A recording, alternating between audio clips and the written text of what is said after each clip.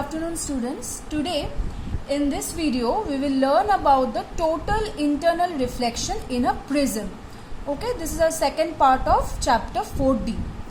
Now in your chapter you have three types of prism. Total internal reflection in three types of prism.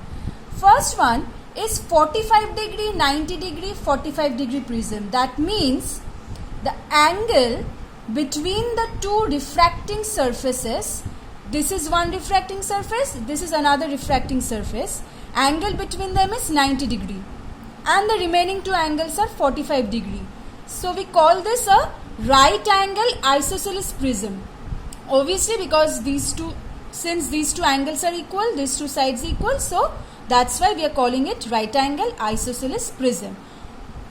Now you will find that while we will do this total internal reflection, the various consequences, you will see that it can either be placed like this or placed like this. Anyone obviously you will be able to follow while we will do the different total internal reflection diagrams. Okay, so basically just understand that when the angle between the refracting surfaces is 90 degree, it's 45, 90 and 45, that's the remaining two angles 45 degree. Okay. Now it is also called total reflecting prism. Another prism is 60 degree, 60 degree, 60 degree. That means all three angles are 60 degrees. So what do we call it? Equilateral prism.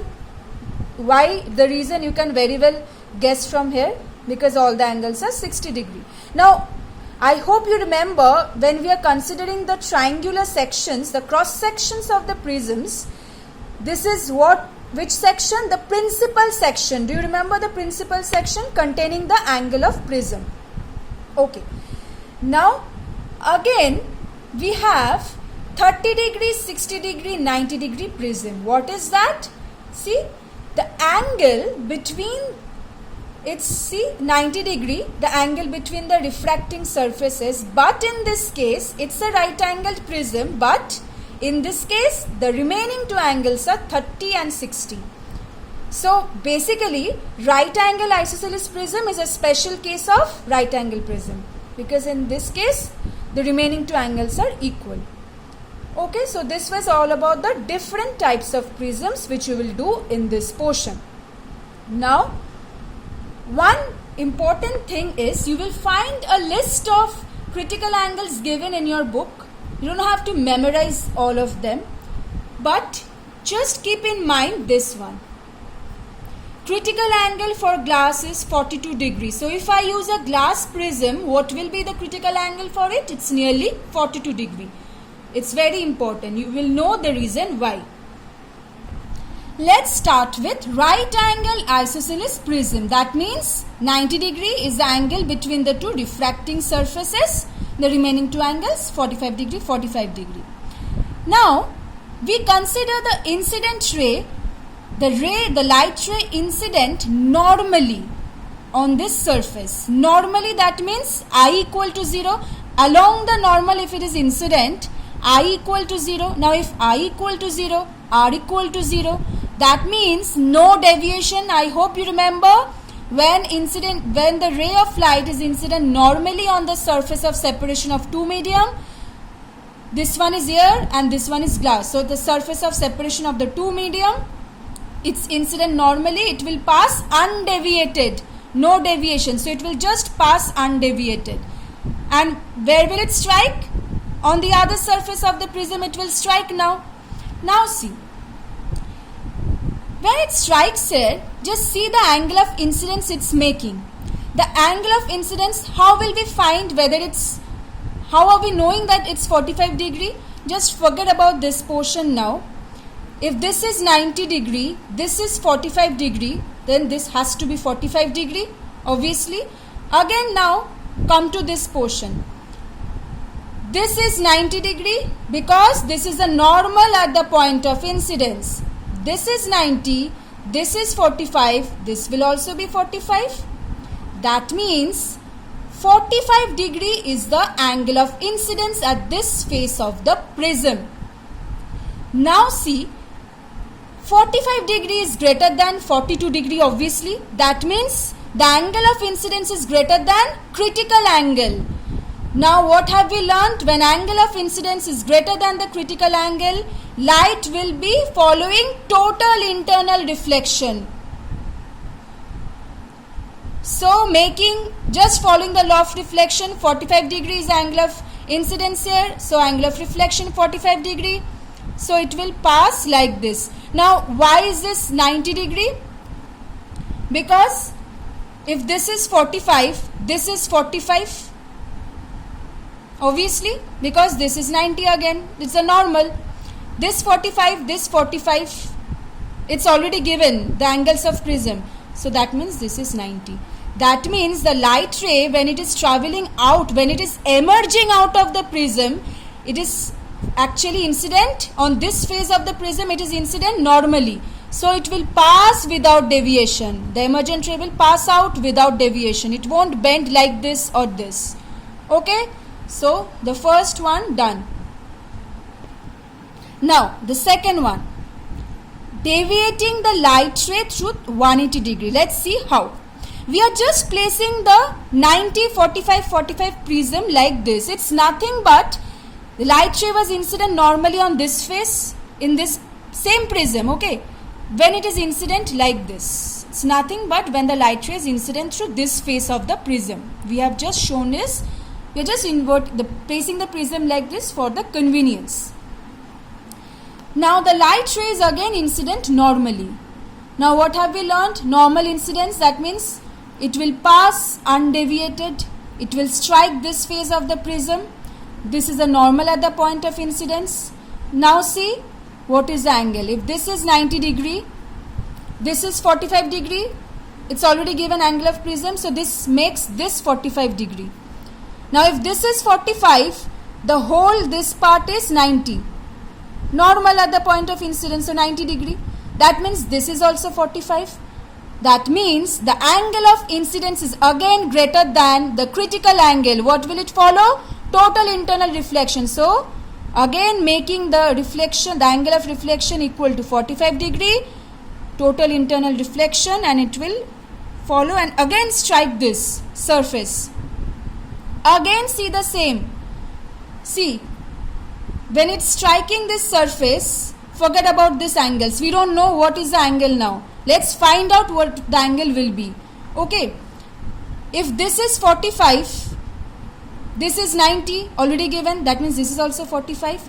That means this is 90 again, normal at the point of incidence. So this makes this 45. So again see angle of incidence 45 degree greater than 42 critical angle. So total internal reflection. And how are we knowing that it is again incident on this face of the prism? Normally, how do we know? This 45, that means this is also 45 because again 90 degree, 45, 45, 90. That means this face of the prism, it is incident normally, so it will pass out undeviated. Now that means for all the rays, again if I take another ray, it will follow the same path and will be like this. So can you see, for this point P, it's forming an image at point P dash. Just follow the light ray, the path of the light ray. For Q, Q dash. So see, it's forming inverted image. This kind of prisms are used in, see, this is the object, this is the image. This kind of prisms are used in binoculars for actually making, or binoculars or cameras for making inverted images. Actually it's preferred over plane mirrors because in this case also, see the first one, it is being deviated by 90 degree. Can you see? Incident ray, emergent ray, 90 degree deviation. In this case, see, incident ray, emergent ray, 180 degree deviation. It was like this, it is being 180 degree deviated. So the first one was used, this one is used in periscopes. It is preferred over plane mirrors. Plane mirrors are also used, but why is it preferred over plane mirrors? Because you see, Plane mirrors will provide normal reflection, but this prism will provide total internal reflection of light. So which one will provide brighter image? This prism than the plane mirror, because total internal reflection, the total incident light energy, we are getting the reflected light energy as it is. That means no loss of incident light energy. But for normal reflection, there is always a part of light energy which is lost. So that is why it's preferred over plane mirrors. Now, so the same prism 90, 45, 45 can also be used to erect the inverted image without deviation. Okay. Now see, in this case, the incident ray, say this is an object, inverted object is kept. Object is kept in inverted position. Let's just consider one ray first, light ray coming from P. It's coming from P. It is not incident normally. In the previous two cases, light ray was incident normally, that is along the normal on the face of the prism. But this ray is incident at certain angle which is not perpendicular, that is not along the normal. So what will happen?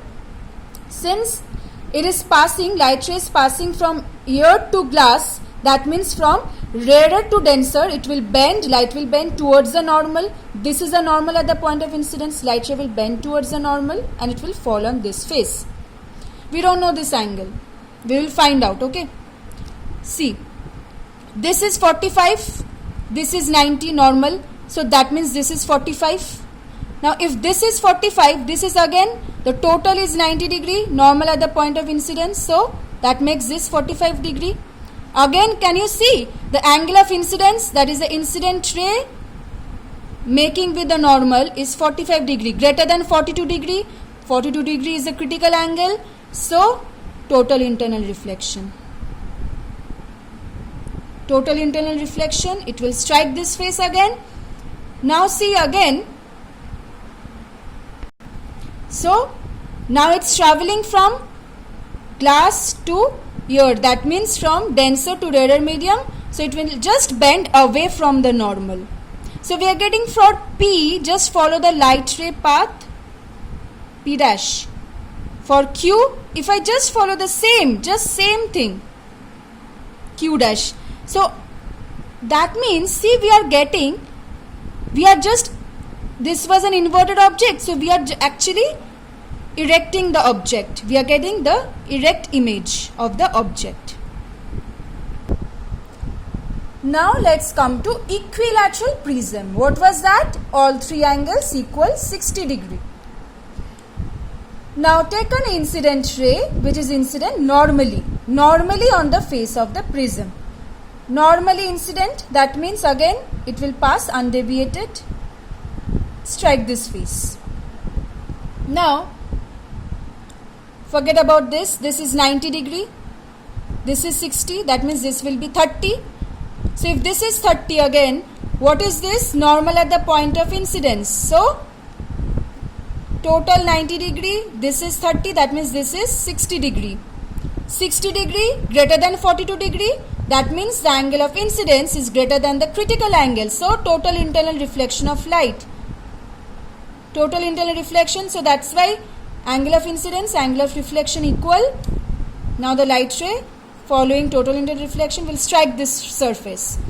Now I have marked here 90 degree, but before you have to know why this is 90 degree. When the light ray will fall on this face, how do we know that this is 90? This is 60, angle is given, and if this is 60, this is 30, because see 90 degree.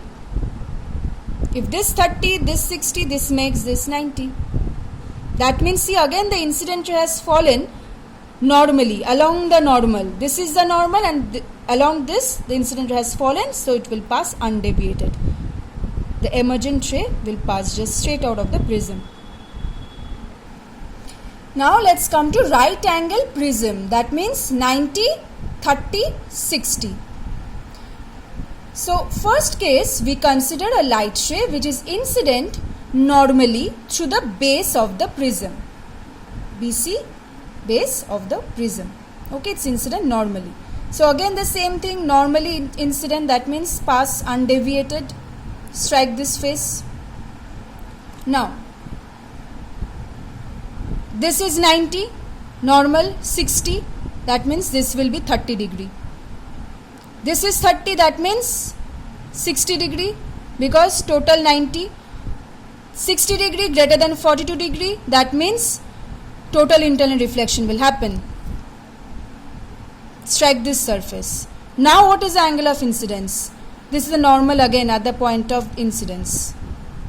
Now see,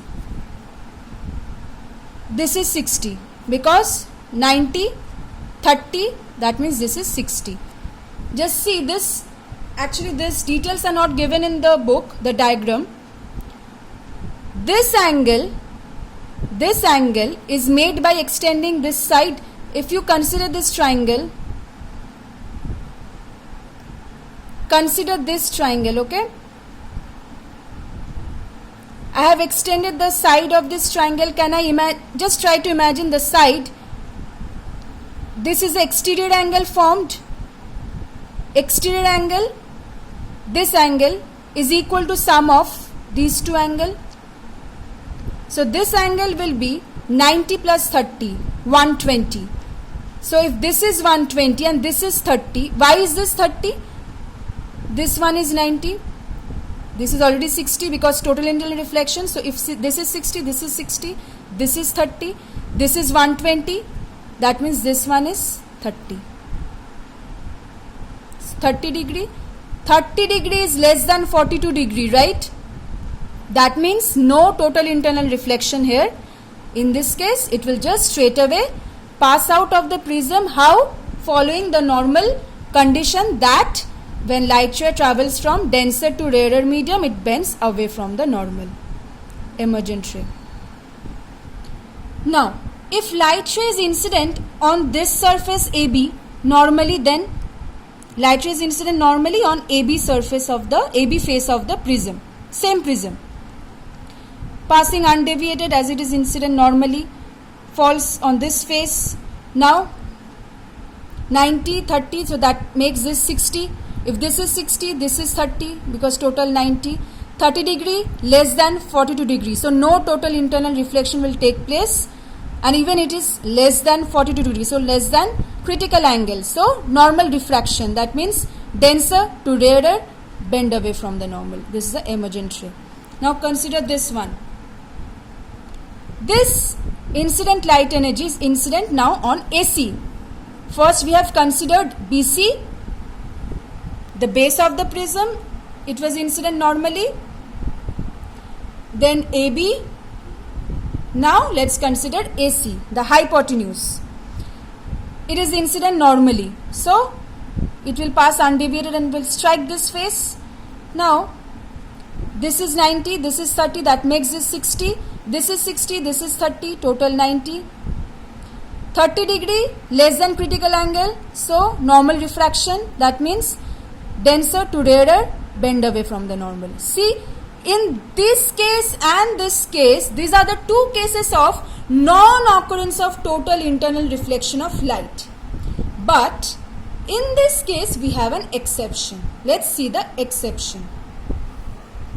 If light ray is incident in such a way that it is falling after incidence on the base of the prism, that means if I just drop a perpendicular from B to its opposite side, when light ray is incident anywhere below this, below D, that means on this part, if light ray is incident normally on this part, it will fall on the base of the prism after incidence. If it falls on the base of the prism, now see what will happen. It falls here, 60 degree, 90 degree, this makes this 30. If this is 30, this is 60 because total 90. 60 degree greater than 42 degree, that means angle of incidence greater than critical angle. So now total internal reflection will occur. So basically when it's striking this surface, what is happening? See again, if so, this is also 60, So if this is 60, this is 30, total 90. Now 30, 90, that makes this 60. If this is 60, this is 30 degree. That means at this face of the prism, the angle of incidence is less than the critical angle. So normal diffraction, that is from denser to rarer, light ray bends away from the normal. So emergent ray. So these were the cases of total internal reflection of light in prism.